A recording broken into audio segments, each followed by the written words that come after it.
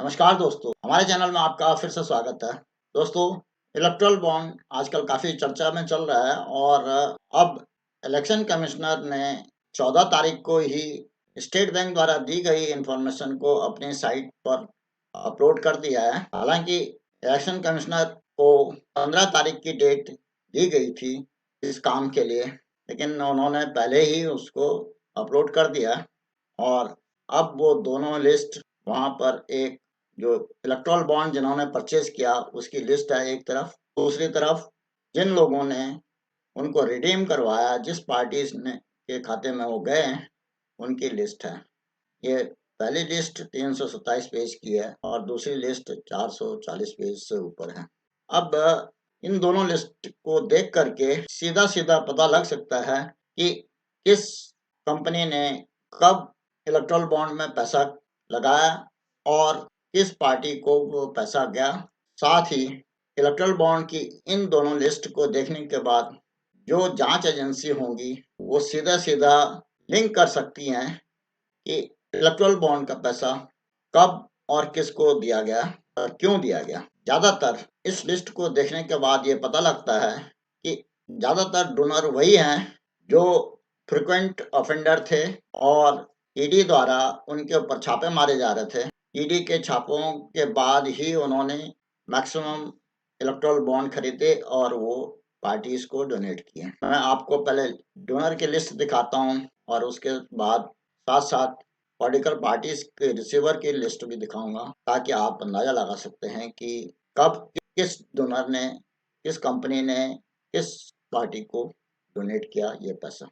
आइए लिस्ट के ऊपर नजर डालें। दोस्तों, 12 अप्रैल 2019 से आगे के डाटा है ये, और इस डाटा की जब लिस्ट देखी जाए डोनर की तो इसमें जो मेजर डोनर निकल के आ रहे हैं तो उसमें future gaming and hotel services private limited company है, जो कि मद्रास में लॉटरी डिस्ट्रीब्यूटर की कंपनी के मालिक थे और ये लॉटरी के सोल एजेंट हैं सिक्किम गवर्नमेंट के लॉटरी के, केरला गवर्नमेंट की लॉटरी के, और ये केरला से ऑपरेट करते हैं, कर्नाटका से ऑपरेट करते हैं और इनके ऊपर सिक्किम गवर्नमेंट ने 900 करोड़ से ज़्यादा के लॉटरी घोटाले का केस दर्ज किया था, जिसमें कि ईडी ने उनके यहाँ छापे मारे थे और ईडी के छापे 2022 जनवरी के आसपास पड़े।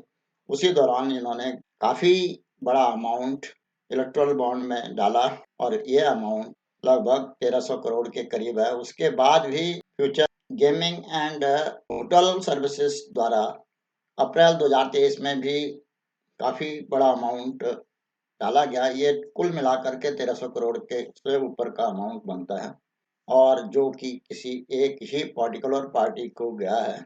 और इसमें जो सिक्किम गवर्नमेंट के लॉटरी का जो घोटाला था उस केस की इन्वेस्टिगेशन चल रही थी ईडी के द्वारा। उस केस का आज का जो स्टेटस है वो अभी यहाँ पर बताना मुश्किल है, लेकिन इससे सीधा सीधा एस्टैब्लिश हो जाता है कि जो पिटिशनर चाहते थे कि ऐसी इंफॉर्मेशन उनके पास थी कि जिन जिन लोगों के घरों में ईडी के छापे पड़े उन्होंने ही इलेक्टोरल बॉन्ड में बॉन्ड खरीदे और उनको किसी विशेष पार्टी को दिया ताकि उनको ईडी के छापों से छुटकारा मिल सके या उनके केस को हल्का किया जा सके। इसी प्रकार से दूसरा सबसे बड़ा डोनर है या जिन्होंने इलेक्ट्रल बॉन्ड खरीदे हैं वो है mega engineering and infrastructure limited. इस कंपनी द्वारा लगभग 1000 करोड़ से ज़्यादा के बॉन्ड खरीदे हैं और वो अप्रैल 2023 में भी खरीदे गए हैं और पहले भी खरीदे गए थे। कई फेसेस में ये खरीदे गए हैं और जहाँ तक इनके बिजनेस का पता करने पर सोशल मीडिया में काफ़ी इसकी चर्चा चल रही है कि इस mega engineering private limited Shri P Krishna Reddy की है, जिन्होंने 1000 करोड़ से ज़्यादा बीजेपी को ये इलेक्टोरल बॉन्ड दिए हैं और इनके ऊपर जीएसटी इवेजन के 1200 करोड़ का मामला हैदराबाद में दर्ज है। ये 48,000 करोड़ का कालेश्वरम प्रोजेक्ट तेलंगाना में फंड को सैफनिंग का इनके ऊपर आरोप है। 10,000 करोड़ का इनका 14 प्रोजेक्ट तेलंगाना में चल रहे हैं, उनके लिए भी ये आरोपी हैं। और तमिलनाडु पावर कॉर्पोरेशन में भी इन्होंने कई घोटाले किए हैं। इन्होंने टीवी9 को जबरदस्ती टेक ओवर किया था और उसके जर्नलिस्ट को जेल भिजवाया था।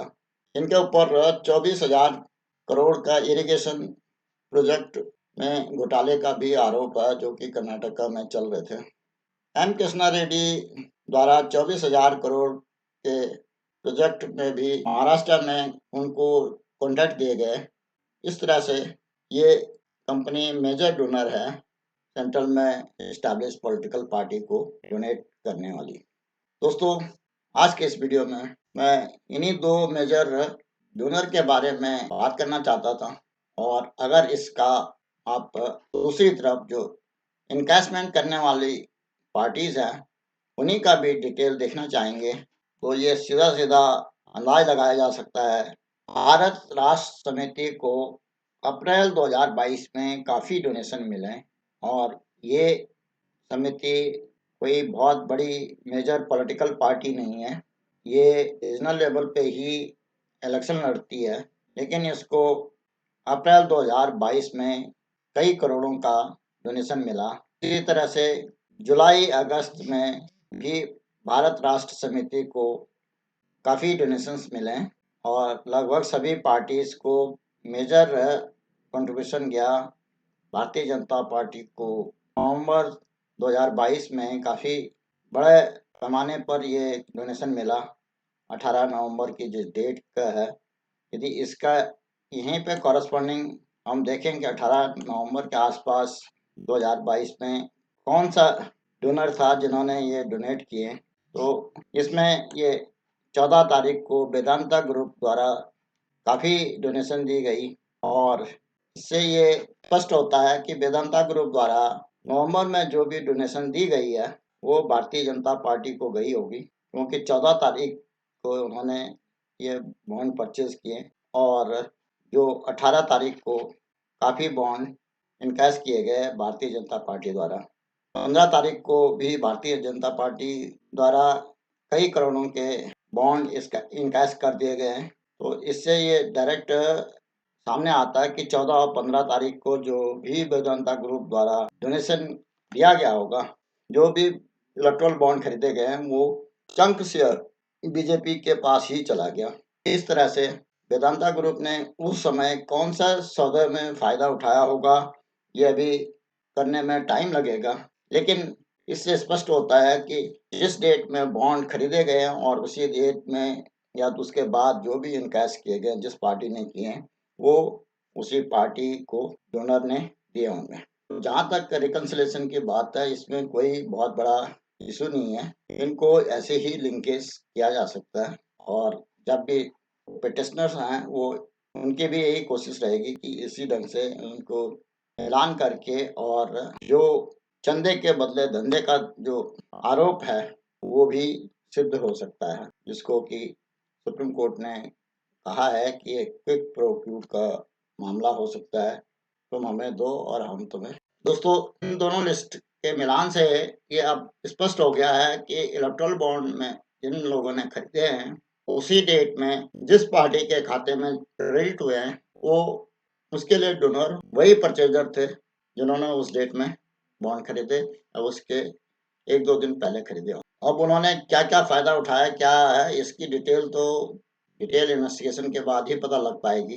लेकिन जहाँ तक राइट टू इन्फॉर्मेशन की बात है, तो आज सुप्रीम कोर्ट ने सरकार को बाध्य कर दिया कि इलेक्टोरल बॉन्ड के जो भी इन्फॉर्मेशन है वो इलेक्शन कमीशन अपनी वेबसाइट पे लगाए, और ये काम पूरा हो गया है।